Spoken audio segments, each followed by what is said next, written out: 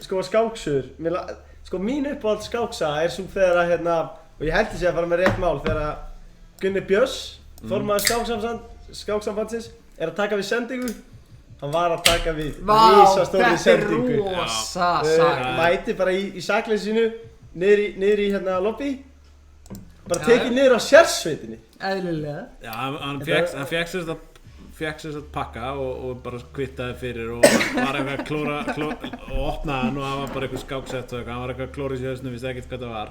Og svo Það er ekki að klóra sér í hausnum. Nei, klóra það kannski ekki. Og en svo bara nokkrum mínútur seinna það var bara sparkað upp hurðinni, hann bara eitthvað inn í skónum í skáksambandinu og hann bara handtekinn af vopnuðum mönnum og sem sagt bara dreginn út í handjárnum. Eðlilega, það var góð skáksett sko. Þetta var svo mikið legendary sko, þegar ég var að vinna sem sagt á DVF og við heyrðum eitthvað af þess, það var eitthvað lögregla að gera og mér datt ekki í hug að þetta væri skáksambandi. Ég held að þetta væri náttúrulega bara að því það er náttúrulega bar hérna í sama húsi, ég held að þetta væri eitthvað tengt í bara allt bara eitthvað rugl. Og svo bara því að ég og Gunni erum góði vinir sko, að þá hringir hann síðan í mig sko bara eitthvað rétt fyrir miðnætti eða eitthvað sko og bara svona og samt í svona sjokki sko en hann svona hláturmildur. Og þá bara, þá bara, ég var að losna úr yfirheyrslu og ég bara, hvað er það fucking talum? Og þá var hann að lýsa þessu sko og svo fyndið sko að hann hafði og ég skrifaði síðan frétt þetta sem að birtist í DVF þetta bara smá viðtal við hann og eitthvað svona og svo einhvern veginn var Gunni náttúrulega bara eðlilegur maður og hefur aldrei lent í eitthvað svona rugl og þá var ég eitthvað að segja við hann já, þú sem sagt, svona málað, þetta er svona fjölmiðlastormur í smá tíma, svo líða svona 1,5 ár, 2 ár, það sem er engin fréttaflutningur og svo er svona fréttaflutningur einhverju dæmdur og hann bara, já, ok, flott, þannig að bara, ég get gleymt þessu núna bara í nokkur ár. Nei, þá, á sama tíma var þetta Sunnu Elvíru málað út á Spáni þar sem hún slasaðist og allt svona í steik og það var brjálaði fréttaflutningur og það sko og svo tengdust þau mál og þannig að þetta var bara risa skáksambandsmálið bara sem var náttúrulega bara eitthvað huge dæmi sko og ég bara, Gunni, þú sem aldrei að fara að gleyma þessu. Þetta verður bara alltaf. 8.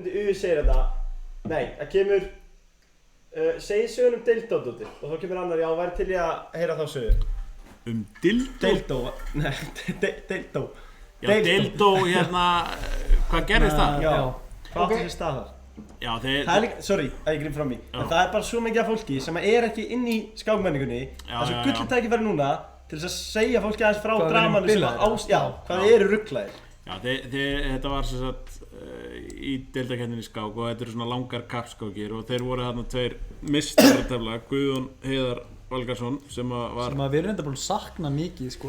Já, hann var algjört legend, hann var bara einn af sterkustu skákmönnum sinnar kynslóðar og ákvað síðan að Þú fjallaði nú eitthvað það, ekki? Hvernig var þetta? Jú, hann fór í bara listsköpun og samsæriskenningar. Það er svona eins og að hljómar svo flokkur í Trivial Pursuit eða eitthvað. Já, bara eins og maður gerir sko og Herðu, forsetinn. Hann var sem komið með comeback og Mr. President og var að tefla helviti vel á móti Róberti Lagamann sem er alþjóðlegur skákdómari og einn af okkar sterkustu skákmönnum nema hvað að Guðjón hafði bara ekki telt það lengi en hann bara fattaði ekki að má ekki hafa síma á sér sko. Og svo heyrir Róbert einhvern síma purra í vasanum á honum og það verður bara allt í purra losti.is einhver Bjössi er kolvillegt handrit sko. Það fekk ekki ansið Já, og það sem sagt verður allt crazy og svo segir Robert að verður svona svolítið hvass við hann að Guðjón er með mikið skap og Guðjón snappaði og þeir bara hnakkrífast þarna smá sko og svo er dæmt tap á Guðjón því þú mátt ekki vera með síma á þér sko sem hann hafði bara ekki fattað, hann var bara langt síðan hefur telt á svona alvöru mótum og hann snappaði náttúrulega þegar hann var dæmt tap á hann og hendi í svona fokkaðir og bara eins og menn gera þegar menn labba út úr skásana sem er fullkomin þögg sko, þannig að þetta var alveg heldur gott atriði sko, ég hafði mjög gaman að þessu því að þú veist, svo einmitt hefur maður svo gaman að einhverjum svona mannlegu lestarslysum og maður er bara að fylgjast með þessu sko, en það sem ég dýrkaði þetta, ég held að Guðjón væri að fara sko struns út og við myndum ekki sjá hann fyrir hann væri bara orðinn 50 sko eða eitthvað, en hann fór og fekk sér góðan Osborgara þarna á biljarbarnum. Já, og Siggo líklega. Já, örugglega. Já. Sennilega bara fengið gott tilbúið frá Dómus Nova og farið heim í hrifli og Takk. Og Fengið góðan payday. Fekk góðan payday og svo komum bara tilbaka og þá var bara minnárið bara helvíti sáttur og þeir sættust að því að Þeir voru bara í famlum að það.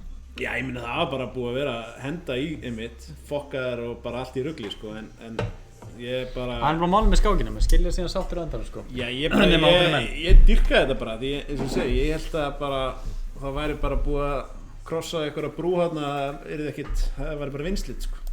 En góður Osborgar, hann gerir ýmislegt. En Leifur, Bjössi, ertu með góða djamsögu sem að þoli loftið? Já, við þetta... Tökum bara smá sögu.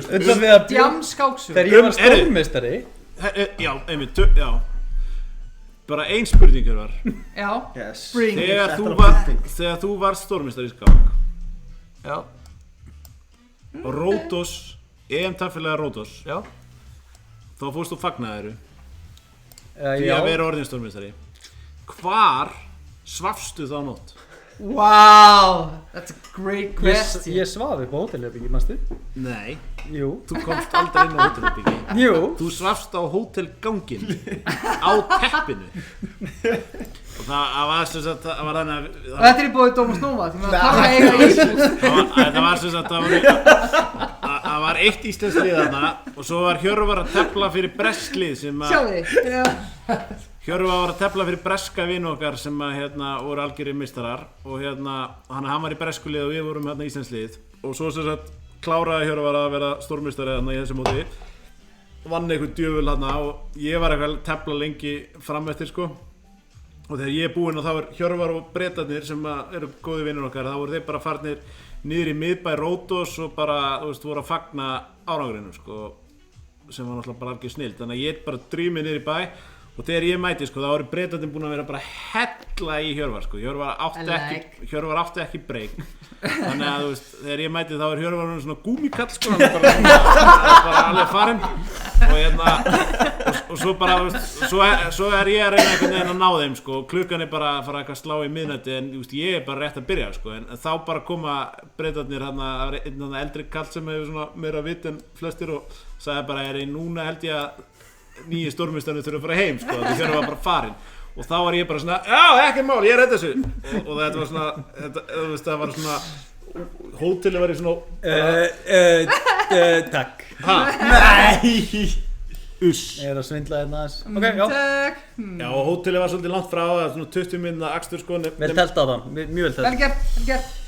Nema hvað, Ekki ég fer og segja ég mun redda Hjörvar heim, tek Hjörvar og og hendi Hjörvar inn í svona einhvern eiginlega óskráðan leigubíl bara svona og svo gefi ég honum bara 20 € bara hótel, ok og svo bara keyri gaur út í nóttuna og þá kemur Simon Williams og segir bara what were you doing? Og ég bara svona og þá allt hérna fattaði ég var bara búin að senda Hjörvar í einhvern óskráðan leigubíl út í nóttuna og bara eitthvað mannsal coming up hérna sko. Já. En þú lifir þetta af. Nei, síðan þetta vaknaði ég daginn eftir upp á hótelherbyggi, man ekkert hvernig ég komst inn með buxurnar á hælunum, hálfur upp í rúmi. Svo að þú lendir í mannsali. bara örugglega. Það veit ekki. Og ég segist, ok, bara fer upp rúminu svona, þetta svona eftir mig. Fer út á gang, opna dyrnar, þá var ég búinn að æla út allan ganginn og það var verið að djúpins á teppið.